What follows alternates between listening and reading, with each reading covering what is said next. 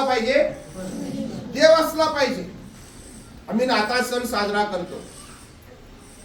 नाताळ सण साजरा करत असताना सर्वात महत्वाचं जर कोणी आहे नाताळच्या सणामध्ये तर तो म्हणजे प्रभू येशू ख्रिस्त, इमॅन्युएल. इमॅन्युएल या शब्दाचा अर्थ काय करतो? आम्हा बरोबर देव असणं गरजेचं नवीन वर्षामध्ये जाण्यासाठी. नाताळ सण आम्ही साजरा करतो म्हणजे काय करतो? आम्ही देवाला आमच्या सोबत घेतो. हा वर्षाच्या शेवटी आम्ही देवाला आमच्या सोबत घेतो, कारण की आम्हाला नवीन वर्षामध्ये काय करायचं आहे? तेव्हा आम्हाला माहित नाही नवीन वर्ष कसं असणार आहे. तेव्हा मला माहित नाही की नवीन वर्षामध्ये काय काय गोष्टी माझ्या जीवनात येणार आहे. परंतु माझी इच्छा आहे परमेश्वरा, इमॅन्युएल तू आम्हा सोबत असावस. कारण की आम्हाला नवीन वर्षामध्ये, नवीन दिवसांमध्ये, नवीन समयामध्ये आम्हाला प्रवेश करायचा आहे. आणि लक्षात घ्या, ज्यावेळेस तुमची प्रार्थना प्रामाणिक असते, ज्यावेळेस प्रार्थना मनापासून असते, ज्यावेळेस प्रार्थना पश्चाताप अंतःकरणाने असते, त्यावेळेस देव आम्हाला एकटं सोडत नाही. देव आमच्या सोबत येतो. बरेच लोक प्रियानो नवीन ठिकाणी प्रवेश करतात, परंतु मार्गदर्शक नसल्यामुळं, पुढारी नसल्यामुळं, त्याच्या समोर त्यांना मार्ग दाखवणारा कोणी नसल्यामुळं ते अडखळतात, रस्ता चुकतात, बहकून जातात. असं नाही की समोर मंजिल नाहीये, असं नाही की जिथं त्यांना जायचं ते ठिकाण तिथं नाहीये, ते तिथंच आहे, परंतु हे रस्ता चुकलेले आहे. का रस्ता चुकले? कारण त्यांना माहित नव्हतं, आणि माहित नसताना आंधळेपणाने त्यांनी पाऊल टाकायला सुरुवात केली. त्यांनी ज्याला सोबत घ्यायला पाहिजे होतं त्याला सोबत त्यांनी काय केलं नाही? घेतलं नाही. त्यांना असं वाटलं की मी खूप शहाणा आहे, मला खूप समजतं, मला सगळं कळतं, मला भरपूर ज्ञान आहे, मला कोण काय सांगणार, माझ्यासारखा ज्ञानी कोणीच नाही, माझ्यासारखा पैसेवाला कोणी नाही, माझ्यासारखा हुद्द्यावाला कोणी नाही, माझ्यासारखा ताकदवान कोणी नाही, माझ्यासारखी मित्रमैत्रीण कोणाकडेच नाही. फेसबुक वरती मला भरपूर फॉलोअर्स आहेत, नाही का, इंस्टाग्राम वरती आहे, अमुक आहे, डमुक आहे. तो जास्त चालायला लागतो प्रियानो, त्यावेळेस तो अडखळतो, त्याला सुधरत नाही. कारण की सगळं जरी असलं, परंतु जर एक तुमच्या सोबत नसला, ज्याला इमॅन्युएल म्हटलेला आहे, तुम्ही नक्की अडखळणार. तुम्ही 200% अडखळणार, तुम्ही जाऊ शकणार नाही. म्हणून बायबल सांगतं, मनुष्याने सर्व जग मिळवलं, परंतु जर आपल्या आत्म्याचा, आपल्या जीवाचा नाश करून घेतला तर त्याला. आणि आमचा मार्गदर्शक एकच असावा, आणि तो म्हणजे कोण? प्रभू येशू ख्रिस्त. इमॅन्युएल आमचा मार्गदर्शक असावा. या नवीन वर्षामध्ये तो आमच्या सोबत असावा, तो आमच्या सोबत चालला पाहिजे, त्याच्या सोबत आम्ही वेळ घालवलं पाहिजे. आणि खात्री बाळगा प्रियानो, त्याचं नाव असंच इमॅन्युएल ठेवलं नाही. प्रभू ख्रिस्ताचं नाव इमॅन्युएल ठेवण्यामागे एवढंच अर्थ आहे की तो देव आमच्या सोबत असलाच पाहिजे. कारण की आम्हाला एक आशीर्वादित जीवन जगायचं आहे, एक भरभराटीचं जीवन आम्हाला परमेश्वर देऊ इच्छित आहे. म्हणून या नवीन वर्षामध्ये पदार्पण करीत असताना ख्रिस्ताला सोबत घ्या.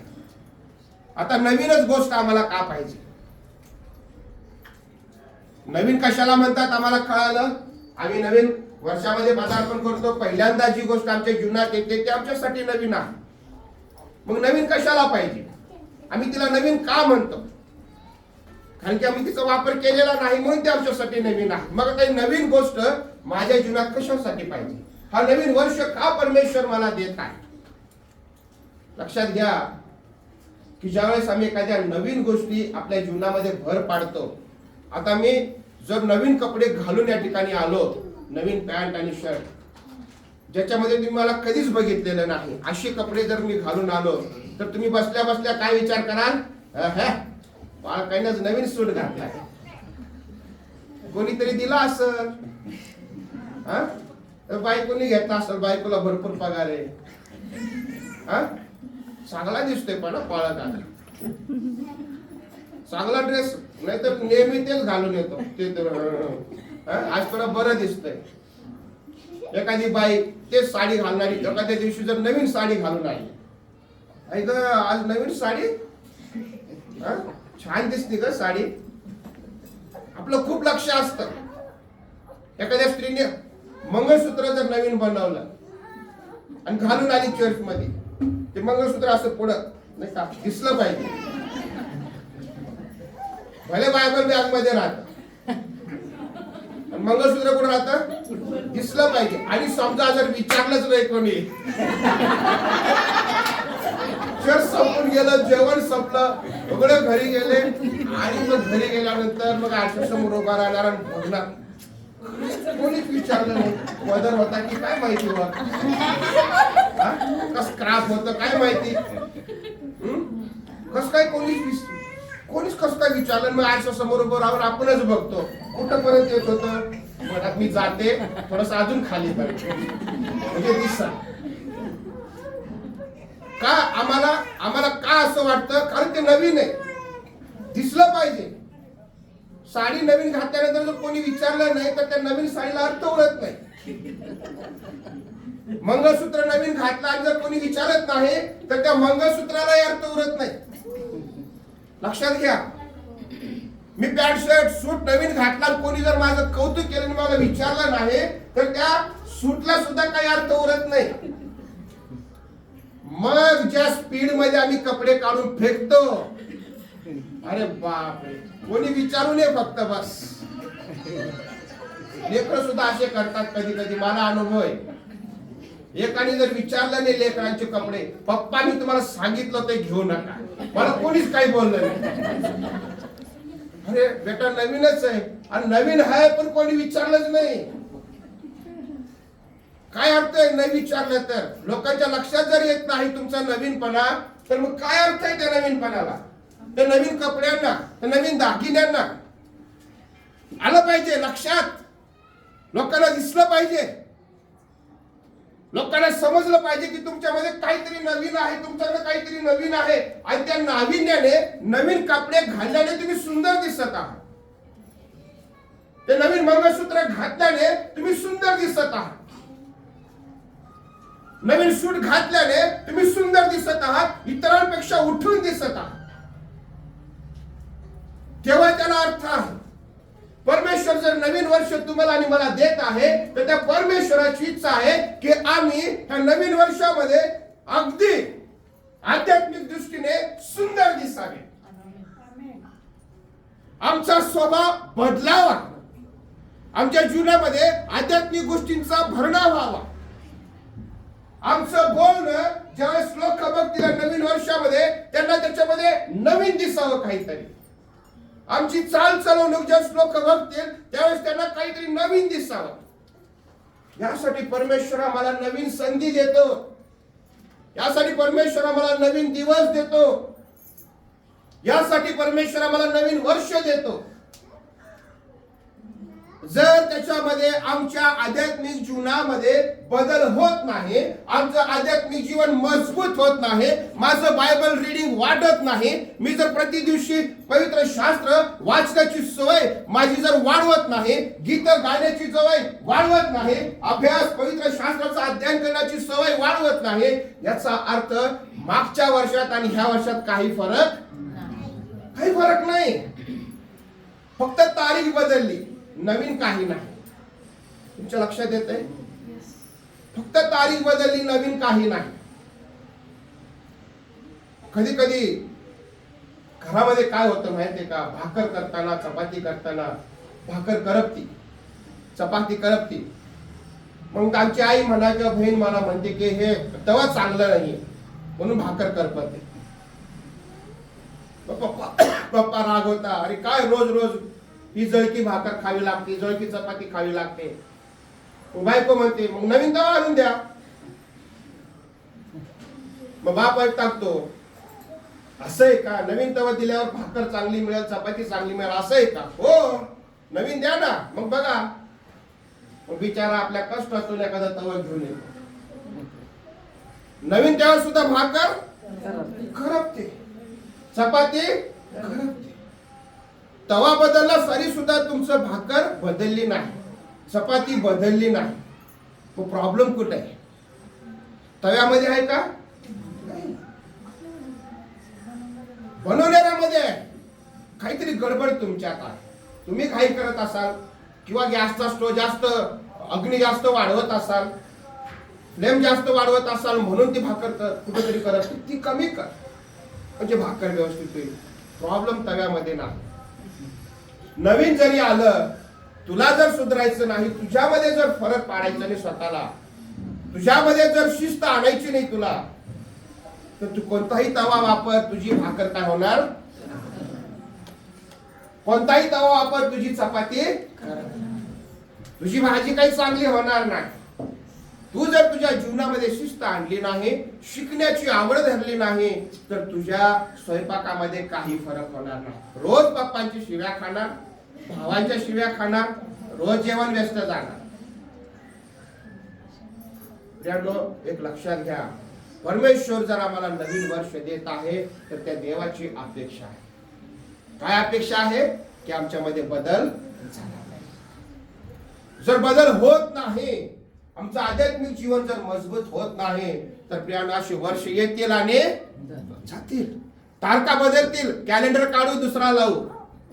टाकवायला येतील, ह्या वर्षी तुम्हाला कॅलेंडर देतील, म्हणतील मागचा वर्षाचा फेकून द्या आणि हा नवीन लावा. पण माझ्यासारखा पाळक येऊन म्हणेल, अहो कॅलेंडर बदलण्यापेक्षा स्वतःला बदला. काय करा? स्वतःला बदला. कॅलेंडर तर बदलाच, कारण की लोकांना ते पाहिजे असतं, आम्हालाही बघायचं असतं. पण आम्ही जर स्वतःला बदललो नाही, तर प्रियांनो आम्ही कुणासमोर उभं राहण्यास लायक ठरत नाही. देवासमोर तुम्ही एकमेकांच्या समोर उभे राहाल कदाचित, परंतु देवासमोर जर उभं राहायचं आहे, जर देव आम्हाला वर्षानुवर्ष देत आहे, देव आम्हाला संधी देत आहे, परमेश्वर आमच्या जीवनामध्ये आयुष्य जोडत आहे, वर्ष जोडत आहे, तर त्या देवाची एवढीच इच्छा आहे की आमचा नाश होऊ नये, आम्ही बदलावं, आमचं रूपांतर व्हावं, आमचं परिवर्तन व्हावं, आमच्यामध्ये फरक पडावा. कारण की जो देणारा आहे तो हिशोब देखील काय करणार आहे? घेणार आहे. एक लक्षात घ्या, जर देव देत आहे तर तो देव हिशोब सुद्धा घेणार आहे आमच्याकडून. आणि जेव्हा तो हिशोब घेण्यासाठी उभा राहील, त्यावेळेस तो आम्हाला विचारेल, अरे अरे अरे अरे एवढे वर्ष दिले तुला, 50 वर्ष दिले, 60 वर्ष दिले, सुनाशी भांडण्यातच आयुष्य घालवलंस, पोराशी भांडण्यातच आयुष्य घालवलंस, पोराला बरेल आईला भांडण्यातच आयुष्य घालवलंस, सासूबाईला भांडण्याशीच आयुष्य घालवलंस, काहीच फरक पडला नाही तुझ्या. माझं लेकरू म्हणून या भूतावरती जगलास. कधी तू तुझ्या सासूला प्रेम दिली नाही सून म्हणून, कधी मुलगा म्हणून आपल्या आईला तू जवळ केलं नाहीस, कधी तू सासू म्हणून आपल्या सुनेला मुलीसारखं जीव लावलं नाहीस, कधी तुझ्या भावावरती तुझ्या मित्रासारखं प्रेम तू कधी केलं नाहीस. मित्रासाठी दिवस रात्र तो अवेलेबल राहतो, भावासाठी मात्र चोरून बसतो. हे विचारणार नाही सगळ्या गोष्टी? काय विचारू नये परमेश्वराने आम्हाला?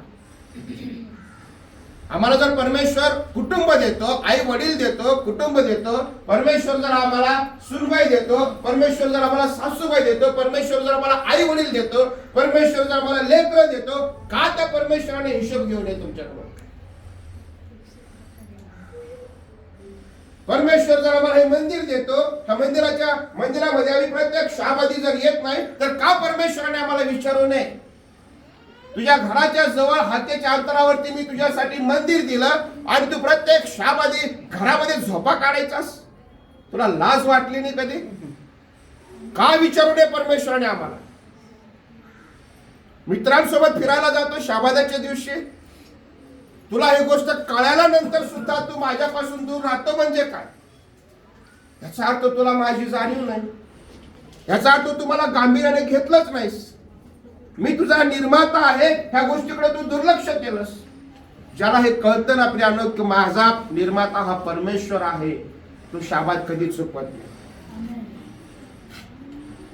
कारण की शाबात हे निर्मितीचं प्रतीक आहे. लक्षात घ्या, परमेश्वराने 6 दिवसात सृष्टीची निर्मिती केली आणि 7व्या दिवशी काय केलं? अंकल सहभाग घेतला. सुरुवातीचं प्रतीक आहे शाबात. आणि ज्याला गोष्टीवर भरोसा नाही ना की मी या भूतलावरती जिवंत आहे, त्याने कधी प्रियांनो शाबादाकडे दुर्लक्ष करू नये. त्याने शाबात गंभीरपणे पाळावा, कारण की शाबात हा निर्मितीचा एक भाग आहे. पुढे नवीन वर्षामध्ये आपण पदार्पण करीत असताना एक गोष्ट लक्षात ठेवा की परमेश्वर आम्हाला संधी देतात, आम्ही बदललो पाहिजे. जसे जसे दिवस पुढे जातील, जसे जसे महिने लोटतील, त्या लोकांना आमच्यामध्ये बदल दिसला पाहिजे. जसे जसे आम्ही मंदिरामध्ये येऊ, प्रत्येक शाबादी कुणीतरी आमचं कौतुक केलं पाहिजे. काय सुंदर गीतं गायलेस, मागच्या वर्षी तर असं नव्हतं. काय सुंदर धडा घेतलंस, काय सुंदर वचनातून तू बोललास, काय सुंदर तुझा धड्यामध्ये प्रतिसाद होता, सहभाग होता. बोललं पाहिजे आम्हाला लोकांनी, आमचं कौतुक केलं पाहिजे. नाहीतर असे दिवस येतील जातील, महिने येतील जातील, वर्ष येतील आणि आमच्यामध्ये फरक पडणार नाही. जर तुमच्या दारावरती एखादा आजारी माणूस येऊन म्हणत नाही की ताई दादा माझ्यासाठी प्रार्थना करा, तर आमचं जीवन व्यर्थ आहे. हो, व्यर्थ आहे आमचं जीवन. जर तुमच्या दारावर कोणी ठोकत आणि म्हणतं की माझ्या सासूबाईसाठी प्रार्थना करा, ती खूप आजारी आहे, माझ्या आईसाठी प्रार्थना करा, माझ्या लेकरांसाठी प्रार्थना करा, तर आमचं जीवन व्यर्थ आहे. कारण की आम्ही प्रभू ख्रिस्ताची लेकरं आहोत, जो सामर्थ्याने भरलेला, ज्याच्या समोर आजार टिकत नाही, ज्याच्या समोर मरण टिकत नाही, असा हा परमेश्वर आहे. आणि ज्या ज्या लोकांना ही माहित आहे की प्रभू ख्रिस्त आरोग्य देतो, ते लोक तुमच्याकडे येतील, ते म्हणतील की दादा तुमचा देव खूप सामर्थ्यशाली आहे, त्या देवाला आमच्यासाठी प्रार्थना करा. ही ओळख आमची निर्माण आम्हाला करायची आहे. ह्या नवीन वर्षामध्ये लोकांनी ओळखलं पाहिजे आम्हाला की आम्ही ख्रिस्ताची लेकरं आहोत. नाहीतर आमचं जीवन कसं आहे, व्यर्थ आहे. व्यर्थ आहे आमचं जीवन. एखादी नर्स बाई जर आमच्या शेजार पाहिजे राहत आणि इंजेक्शन द्यायची वेळ आली, कुठे धावणार तुम्ही? कोण नर्स आहे का इथं? पायकीन बाई आहेत, अजून कोण आहे? तुम्हाला अनुभव आहे असा? शेजारी पाजारी कोणीतरी आजारी पडलं किंवा बरं नाही, इंजेक्शन द्यायची वेळ आली, ते तुमच्याकडे येतात आणि म्हणतात चला ना थोडं इंजेक्शन द्या.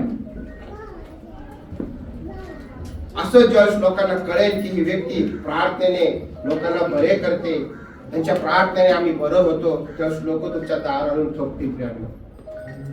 लक्षात घ्या, तुम्ही साधारण लोक नाही, आम्ही साधारण लोक नाही, आमच्याकडे ख्रिस्त आहे. तो ख्रिस्त लोकांपर्यंत गेला पाहिजे. या वर्षामध्ये मला भाषणासाठी एवढे निमंत्रण आले, आजच्या दिवशी सुद्धा मला अनेक ठिकाणाहून बोलण्यात आलं होतं. असं का?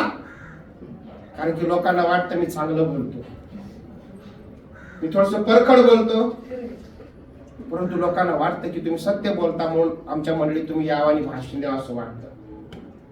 कधी कधी मला गोष्टीचं मी काहीतरी आहे म्हणून विशेष वाटत नाही, माझा देव माझा उपयोग करून घेत आहे म्हणून मला विशेष वाटतं. तसंच तुमचा देखील देवाने काय केला पाहिजे, उपयोग करून घेतला पाहिजे. ज्यावेळेस यहोशुआ इस्रायल लोकांना नेतृत्व करत आहे, दुधाबादाच्या प्रदेशापर्यंत घेऊन गेलेला आहे, तिथे गेल्यानंतर त्यांनी पाहिलं की एवढा वर्षाचा प्रवास करून, एवढा रानावानातून प्रवास करून, एवढं त्या ठिकाणी ख्रिस्तांनी सुद्धा उल्लेख केला, मेघ व दीपस्तंभ च्या द्वारे लोकांचं नेतृत्व करून, तांबडा समुद्र दुभागून, खडकातून पाणी काढून, हे सगळ्या गोष्टी इस्रायल लोकांनी पाहिल्या. तरी सुद्धा बऱ्याच लोकांनी त्याच्यामध्ये जाऊन मूर्तीपूजेकडे ते वळले. काही लोकांनी परत मूर्तीपूजा सुरू केली. काही लोकांच्या जीवनामधला व्यभिचार संपला नाही. काही लोकांच्या जीवनामधलं भांडण करण्याची वृत्ती संपली नाही. काही लोकांच्या जीवनामधील चोरी दरोडेखोराची जी वृत्ती आहे ती संपली नाही. लोक अजूनही त्याच्यातच होते. लोक अजूनही एकमेकांशी भांडत होते, अजूनही मूर्ती पूजा करतच होते, अजूनही लोक आईवडिलांचा मान सन्मान करतच नव्हते. कुठेपर्यंत ज्यावेळेस ते दुधाबादाच्या प्रदेशात आले तिथपर्यंत सुद्धा त्यांचा स्वभाव काय झाला नव्हता, बदलला नव्हता. आणि यहोशुआ आणि ज्यावेळेस बघितलं की आतापर्यंत लोकांनी बदलायला पाहिजे होतं, 40 वर्षाच्या प्रवासानंतर सुद्धा जर लोकांमध्ये बदल झाला नाही तर मग काय म्हणायचं? एक पिढी संपली, एक पिढी निघून गेली, आणि जो देव अपेक्षा करत आहे की माझे लोक जे मिस्रातून निघाले होते, जे चिडकर होते, भांडकर होते, मूर्तीपूजक होते, जे लोक त्रासलेले होते, गंजलेले होते, असे लोक आता 40 वर्षामध्ये बदलतील आणि बदललेल्या लोकांना मी दुधाबादाच्या प्रदेशामध्ये घेऊन जाईल आणि त्याने आशीर्वादाचं जीवन जगण्यासाठी मी मदत करेन. ही जी देवाची महान योजना होती प्रियानो, ही योजना कुठंतरी त्या ठिकाणी पूर्ण झालेली दिसत नाही. म्हणून हा यहोशुआ वयोवृद्ध यहोशुआ आता म्हातारा झालेला आहे. तरुणपणामध्ये ज्यांनी परमेश्वराच्या लोकांचं नेतृत्व करायला सुरुवात केली, आता हा म्हातारा यहोशुआ उभा राहिला आणि लोकांकडे बघून अतिशय कळकळीने, अतिशय दुःखाने लोकांना तो म्हणत आहे, अरे तुम्ही बदलले कसे नाही? कधी बदलणार तुम्ही? अजून किती दिवस घेणार बदलायला? जिथून तुम्ही आले तो स्वभाव तुमच्यामध्ये मला अजूनही दिसत आहे. जी मूर्तीपूजा तुम्ही करत होते तीच मूर्तीपूजा आजही करताना तुम्ही मला दिसत आहात. तसा स्वभाव घेऊन तुम्ही दुधामदाच्या प्रदेशापर्यंत आले, पण तुम्हाला आता देवाने असंच त्याच्यामध्ये घेऊन जावं का? नाही, हे चुकीचं आहे. बदला स्वतःला. आणि जर बदलायचं नसेल तर तुम्ही ठरवा तुम्हाला काय करायचंय. देव कसा वागला तुमच्याशी एवढ्या दिवसात तुम्हाला समजलं नाही का? देवाने तुमच्या शत्रूपासून तुमची सुटका केली, त्या देवाने आजारपणातून तुमची सुटका केली, त्या देवाने तुम्हाला गुलामगिरीतून बाहेर काढलं. जिथे रोज तुम्हाला सामकाने मारलं जायचं अशा अवस्थेतून त्या देवाने बाहेर काढलं, आणि तुम्ही अजून सुधारले नाही. तुम्हाला काय करायचे ते तुम्ही ठरवा. आता मी तर वयोवृद्ध झालेला, मी माझ्या देवाची आज्ञा पाळत तिथपर्यंत आलेला आहे. आता माझा शेवटचा क्षण जवळ आलेला. तुम्हाला काय करायचं ते तुम्ही ठरवा, परंतु मी आणि माझं घरानं काय करणार? आम्ही बदलणार नाही. आम्ही बदलणार नाही. आमची जागा बदलली, घर बदललं, सगळं काही बदललं, परंतु आमचा देव बदललेला नाही, म्हणून आम्ही बदलणार नाही. तुम्ही बदलले नाही. तुमच्या सोबत चालत असताना सुद्धा, इमॅन्युएल तुमच्या सोबत असताना सुद्धा तुम्ही काय झाले नाही? बदलले नाही. आणि हा स्वभाव घेऊन जर तुम्ही दुधामदाच्या प्रदेशात जाण्याची इच्छा बाळगत असाल तर यहोशुआ स्पष्ट सांगतो, तर देव तुमचा काय करेल? नाश करेल. देव तुम्हाला सोडणार नाही. देव तुम्हाला सोडणार नाही. ज्या देवाने आतापर्यंत तुम्हाला आणलंय तोच देव आता शेवटी प्रवेश करण्यापूर्वी किंबहुना प्रवेश केल्यानंतर मला माहित नाही, पण तो देव अकस्मात तुमचा नाश करेल. आमचा आज प्रवास स्वर्गाच्या दिशेने आहे. आज स्वर्गाच्या दिशेने आमची वाटचाल असताना जर आमचा मूळ स्वभाव आम्ही बदलला नाही तर स्वर्गाच्या राज्यात आमचा प्रवेश कसा होईल? ज्या दिवशी देव येईल आणि आमच्या समोर उभा राहील, आणि ज्यावेळेस आम्ही देवाच्या समोर उभे राहू, ज्यावेळेस न्यायाचा प्रसंग आमच्यावरती ओढवेल, आमचा जर स्वभाव बदललाच नाही, काय होईल आमचं? इस्रायल लोकांना यहोशुआ जी गोष्ट सांगत आहे, तुमचा नाश होईल, तीच गोष्ट आज तो यहोशुआ तुम्हाला आणि मला देखील सांगत आहे. तुम्ही जर सुधारले नाही, ह्या नवीन वर्षामध्ये जर तुम्ही बदलले नाही, तुमचा स्वभाव जर बदलला नाही, आणि हा न बदललेला स्वभाव घेऊन जर तुम्ही म्हणत असाल की मी देवाच्या राज्यात वाटचाल करेल, तर लक्षात घ्या तुमचा कधीही नाश होईल. कधी कोणत्याही क्षणी नाश होईल. तुम्ही अशा अडकाल की त्याच्यातून तुम्ही सुटणार नाही. यहोशुआ सांगत नाही. हा शास्त्रपाठ वाचा प्यालो तुम्ही, अद्भुत आहे.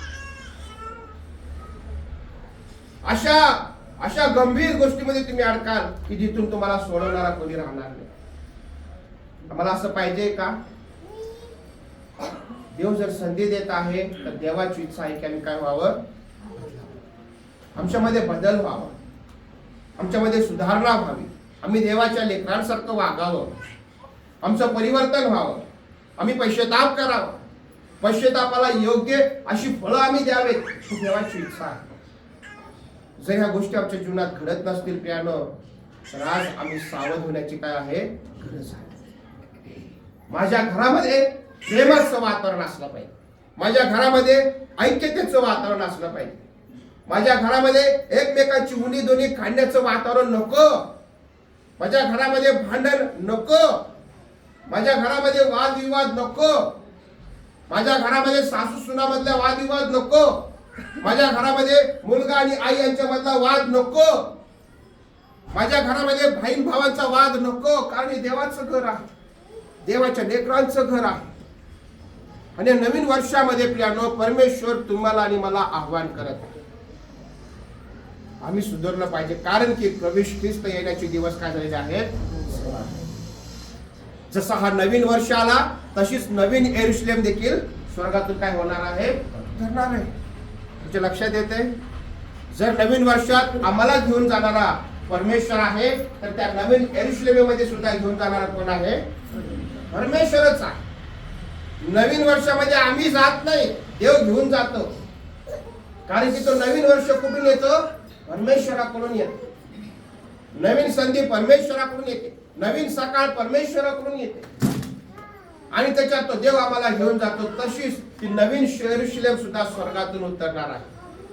तेथे आम्ही आमच्या मर्जीनं चाललो, मी आता पळत असं नाही. तो देव येईल आम्हाला घ्यायला आणि तिथं कोणी जायचं तो ठरवेल. आली यरूशलेम, आता मी पळतो आणि लगेच बुट चप्पल घालून पळतो मी त्या यरूशलेम, असं होणार नाही. लक्षात घ्या, ज्याचा स्वभाव बदलेल, जो पश्चाताप करेल, जो देवाला अंगीकारेल, जो प्रभू ख्रिस्तावरती प्रेम करेल, येशू ख्रिस्ताच्या इच्छेने चालेल, पश्चाताप करेल, त्या मेजाजवळ येत असताना आपल्या पापांची कबुली देईल आणि म्हणेल की देवा मी आज हे पाप सोडत आहे, हा माझा स्वभाव मी टाकून देत आहे, मी हा माझा जुना स्वभाव टाकून देत आहे. येथून पुढे मी शाबात चुकवणार नाही देवा. येथून पुढे मी तुझं जे काही तुझ्या इच्छेने तुझ्या मर्जीने चालण्याची जी काही तुझी इच्छा आहे, अपेक्षा आहे, ती मी त्याच्यामध्ये कमी पडणार नाही देवा. मी माझ्या घरामध्ये तुला आद्यस्थानी ठेवेल देवा. असं म्हणून जो या मेजाजवळ येतो आणि या मेजामध्ये सहभागी होतो प्रियानो, त्याला त्या स्वर्गाच्या राज्यामध्ये काय आहे, तर नवीन यरूशलेममध्ये प्रवेश.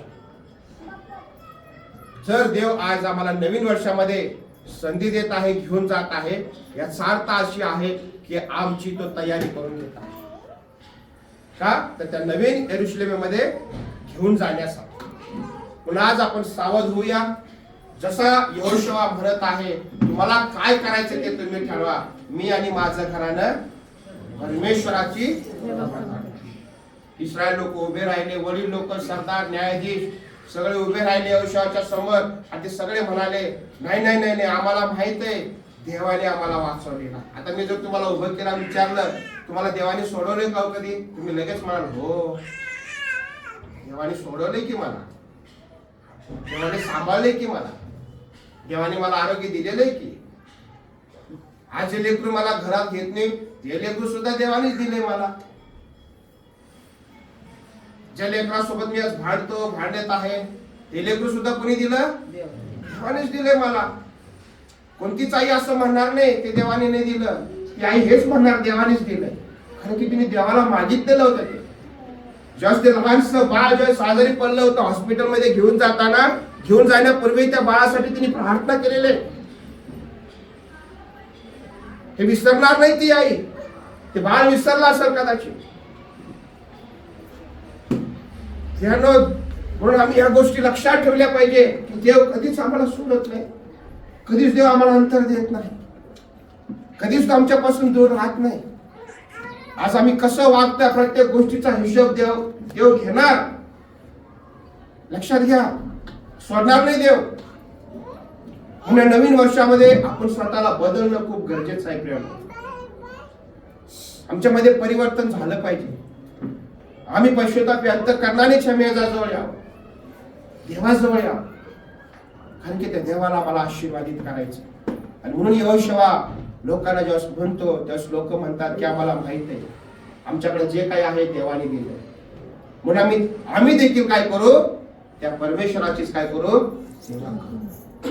त्याच परमेश्वराची यहोशुआ ज्याची तू सेवा करत आहेस, आम्ही वचन देतो यहोशुआ तुला, आम्ही वचन देतो यहोशुआ. न्यायाधीश म्हणत आहे, अंमलदार